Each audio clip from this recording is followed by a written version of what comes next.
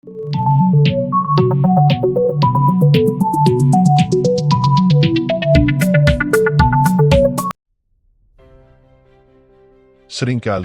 kita menemui titik dalam hidup di mana kekhawatiran dan ketidakpastian mendominasi pikiran kita. Terdapat dua orang sahabat yang sedang makan di restoran, bernama Benny dan Jack.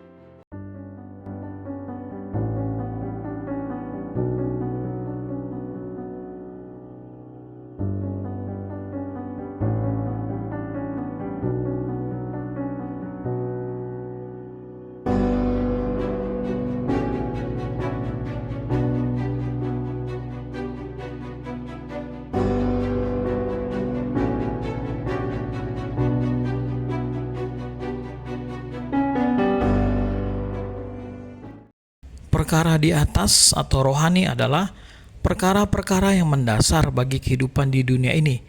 Kalau kita menyadari bahwa roh kita kekal dan satu hari kelak kita harus mempertanggungjawabkan kehidupan kita kepada Tuhan, maka kesadaran itu akan mempengaruhi cara hidup, gaya hidup, pola tingkah laku, perkataan, dan pikiran kita.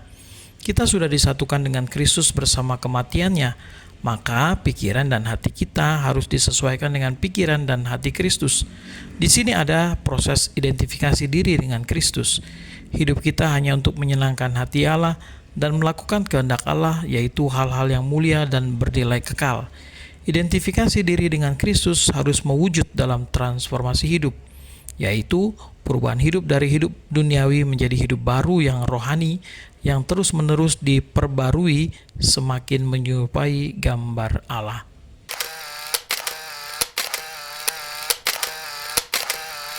Seringkali, kita menemui titik dalam hidup di mana kekhawatiran dan ketidakpastian mendominasi pikiran kita. Terdapat dua orang sahabat yang sedang makan di restoran, bernama Benny dan Jack. Jack bercerita kepada Benny bahwa hidupnya sekarang dalam momen yang kritis, nampak kegelapan sedang mendominasi hidupnya. Benny jadi seperti tidak mengenal sahabatnya karena berkata seperti itu. Lalu Benny bertanya kepada Jack apa yang membuatmu bersyukur. Awalnya, jawaban Jack penuh keputusasaan.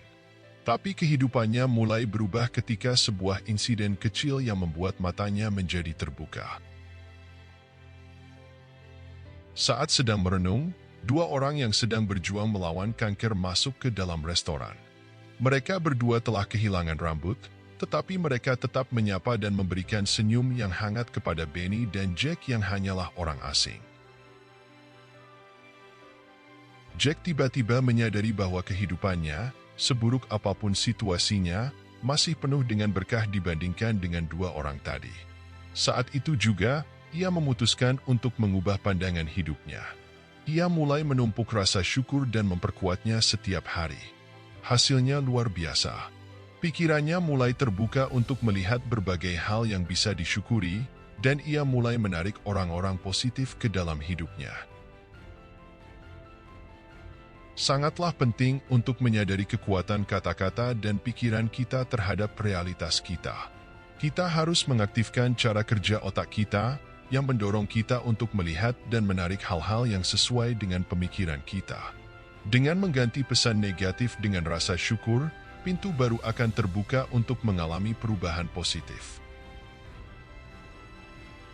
Pada masa lalu, Jack adalah orang yang tidak mengontrol dirinya sendiri, yang selalu terjebak dalam kekhawatiran dan ketakutan sejak bangun tidur.